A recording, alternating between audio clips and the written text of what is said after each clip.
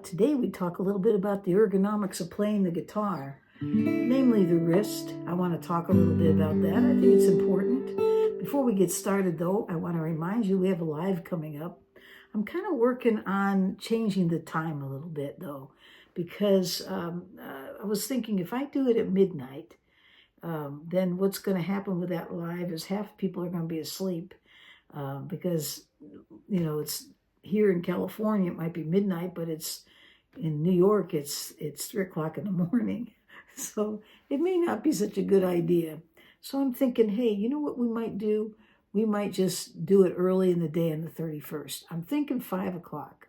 But you be watching and you'll see some adjustments made on the announcement as the exact time. But I have a feeling it's going to be 5 p.m. on the 31st, okay? That's the way I have it right now.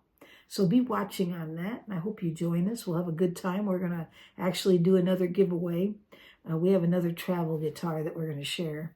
They're easy to ship, so we thought, hey, they'll be fun. And Tim's going to be there again. He kind of livens things up a little bit, makes it fun.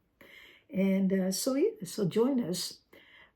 Okay, well, let's get started into this little lesson. I'm not going to spend a lot of time, but I did want to talk a little bit about the best wrist position when you're playing the guitar. There's so many things we could talk about when it comes to the ergonomics. I mean, we could get into how you hold your shoulders, how you sit, how you hold the guitar, whether it's straight, don't be looking down at it, that kind of stuff. But I thought maybe let's just focus first on the wrist, holding the guitar in such a way so that your wrist stays in a position that you won't injure yourself. And also you'll get better reach. So basically what the wrist should actually be somewhat straight when you're playing, okay? And it should stay that way as you're playing. But when I say that, I kind of have to say there has to be some movement. You can't hold it like a steel bar, okay? When you're playing the guitar, you're trying to switch from chord to chord. And you'll notice as I'm playing, and you watch my wrist, you'll see if I can move this up like this. There's a little bit of movement. It's straight, but there's a little bit of movement. It's flexing just a little bit. And you have to have that. So it's not completely, never move your wrist, okay? All right, so the wrist itself, though, should stay in a neutral position with just a little bit of flexibility, okay? Because you want to keep your palm away from the fretboard. You can't have your hand in such a way that everything is really close to the palm of your hand. It needs to be out a little bit.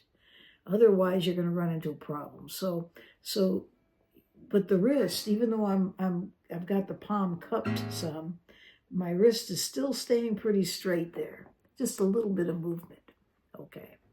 So a neutral position for your wrist, straight, I guess I'd say for the most part, but with a little bit of flexibility, okay? So that wrist has to move just a little bit. Now, what you need to be aware of, though, is the fact if your elbow which really will make a big difference in your reach if it's in the right place. If your elbow is tucked closer to your body, you're going to find that you're going to have even better ability to place your frets in the right position to make the chords you're trying to make. So you want that elbow to be pulled in, okay? So with that being said, your elbow's in, your wrist is straight. So where do you put your thumb? Well, I've had a few people ask this, and I started watching my thumb because I don't think about it. And I realized that my thumb is moving around a little bit. It's not staying in one spot. Sometimes it's right directly behind, particularly when I'm doing bar chords, it's back there. Sometimes it's on the side, and if you're looking at it straight on, you might see it, you might not see it. You might see just a little bit peeking up over, might not. So it's gonna be changing depending on what type of chord or what I'm doing on the guitar. Usually, it'll stay in one place. Like if you're playing in the first position, I go to F. Now I didn't move it at all to do these chords up here. It's pretty much just staying straight up and down. And in this case, you'll notice, I don't know if you can see that, it's not completely behind. It's right about here. But what's nice about that is when you pull your elbow in and you put your thumb, it's kind of in a straight up and down position. You know, you'll notice that as you pull this in and you have that straight up and down, your fingers, your hand becomes more cupped, but your finger has more reach, okay? Now, I'm not hyperextending my hand out. I'm not bending my wrist like this. It's still staying somewhat neutral, but my thumb is such that my hand is cupped and away from the fingerboard, okay? Not, you know, you're not playing on your fingertips. It's more on the edge of it. It's kind of move over like this a little bit on the side. It's not even on the side. I don't know. But I'm saying you can't play on your fingertips. It's got to be kind of over a little bit, okay? See that? It's a little bit different. All right. It's kind of hard to explain. So, but you'll notice my wrist is kept neutral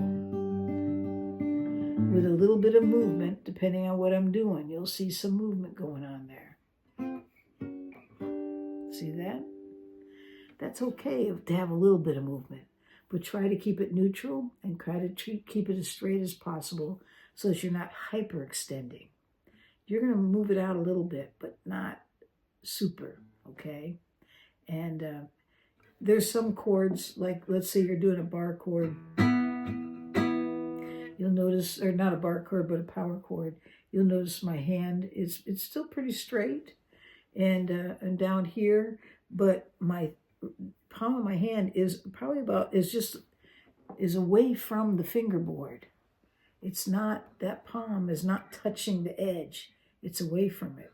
And my thumb, in this case, is right behind.